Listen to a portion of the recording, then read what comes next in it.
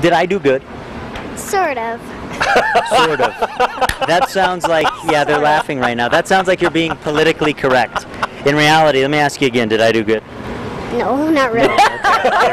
There's the truth, guys. But she's very, very large, more than 1,000 miles wide. So I thought I would give us some perspective and put her over Colorado. Inspecting the picture, I don't know what these two guys are doing, but I call shenanigans of some sort right there. Something funky was going on, but you can see they had a good time. The word is starting to get out about Storm Tracker 13 in the Southern Colorado classroom. It is arriving in the schools and will continue to do so over the next week or so.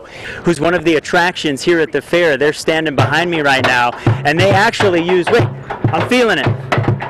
I used to do weather, that's a fact. But now I'm busting out with a brand new act. My producer said rap, is this what she means? I don't think so, I better spill the beans. A little later on, about 5:15, I'm tracking cooler weather, tell you what I mean. This is the end, I'm over, I'm through. Eric and Heather, back to you.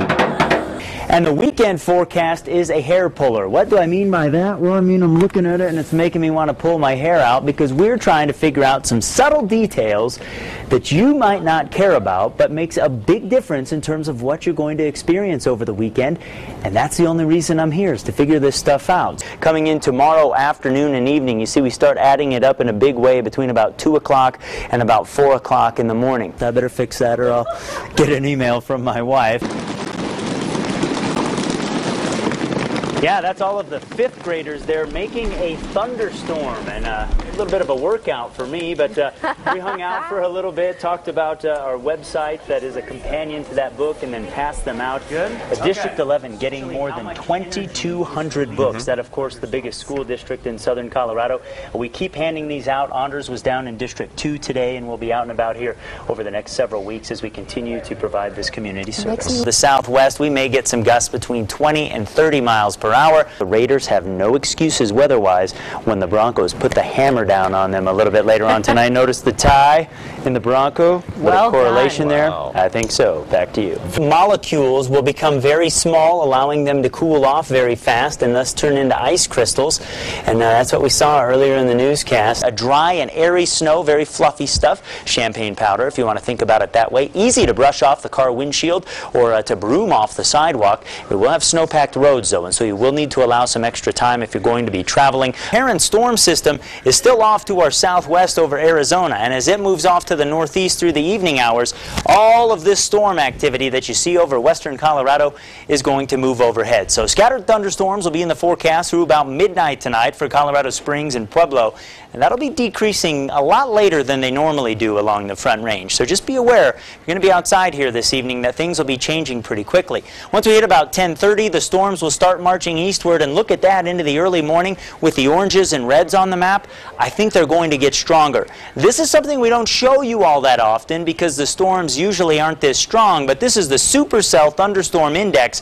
Puts together wind shear, instability, and moisture, and through the middle to late part of the evening, it is off the charts across southeastern Colorado. So the storms that end up across the eastern plains into the early morning hours of Friday, gusts to around 70, maybe some hail around 2 or 2.5 inches in diameter, and maybe a late night or early morning tornado. Folks, if you live in that area, plug in the weather radios before you go to bed. A cool shot this morning captured by KRDO News Channel 13 viewer Dave Jones as he was driving on Black Forest Road. A fog bank on the horizon thanks to the moisture left over from our recent storm. As you can see, that broke up through the morning, and now Skyscan shows during the afternoon many areas are just seeing mostly clear to maybe partly cloudy conditions, and temperatures are a lot better than yesterday, generally in the 60s east of the mountains with 40s and 50s over the higher terrain. We'll clear out overnight tonight, drop into the 20s and 30s again for the mountain areas, generally right around 40 or so on the eastern plains, some of the cooler spots off to the northeast of Colorado Springs.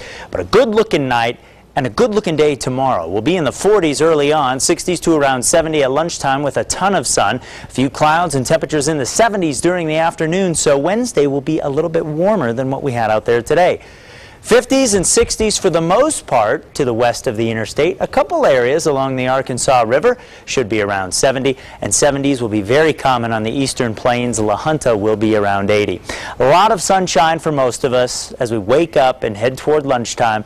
A few clouds will develop over the mountains in the afternoon. Thunderstorms will be tough to come by tomorrow. Can't rule one out, especially over the southwestern corner. But with light wind, tomorrow looks pretty solid. So as we analyze everything, put it together in a nice and easy to understand sort of package for you with the Meister meter, it doesn't get better. Hey, 10 out of 10 for your Wednesday. How do you like that for hump day? On Thursday, even a little bit warmer, 78 degrees, slightly better chance of at least a gusty thunderstorm late in the day. And that's out of a cold front that moves in Thursday night. And look at that temperature drop for Friday. We'll see clouds increase, highs only in the 50s, and as we head into Friday night, we'll see some rain showers develop. That will last into Saturday, which right now just looks like a stinker. Looks like a gloomy, cool day, kind of like what we had around here yesterday. Maybe a few peaks of sunshine on Mother's Day itself. Still chilly, showers, maybe a rumble of thunder in the afternoon, and getting to the time of year where we'll keep a 1 in 5 shot of thunderstorms in the forecast into early next week for Colorado Springs. 78 tomorrow in Pueblo, 86, a little bit of wind on Thursday, much cooler for Friday, Saturday, and Sunday. Pueblo, I think, will get some moisture as well. Looks like a cool, pretty wet weekend overall, warming up for Monday and Tuesday with a slight chance of a thunderstorm that early next week will be most likely over and near the mountain areas. Speaking of the mountains, Teller County, Wets and Sangre de Cristo is going to get cooler heading into the weekend as well. And just like what we saw with this last system, a few spots could be looking at some big wet snowflakes, some of that heavy wet spring snow that might accumulate in a couple spots. So another maybe welcome weather change, depending on if you're a gardener or if you want to be outside on the way. Moms maybe not liking that so much if you were thinking about heading to the zoo or something like that, but it is what it is. Think buffets, think restaurants. There you go, Stan.